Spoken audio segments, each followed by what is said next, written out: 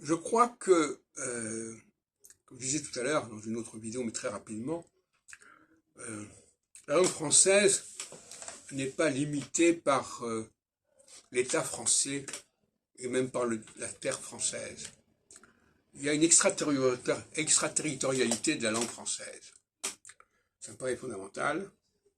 Et donc, même si je n'étais pas francophone et français, je m'intéresserais autant à la langue française.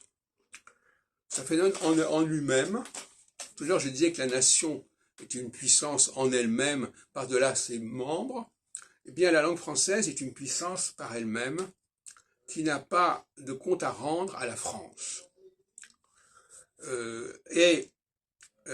Ça veut dire qu'effectivement, elle a sa propre dynamique, elle a son propre domaine d'expansion, et ce n'est qu'en la déconnectant par rapport à la France qu'on va lui permettre d'assumer sa dimension universelle, justement, paradoxalement. Et donc finalement, c'est contre-productif de dire que la France est le français. Non.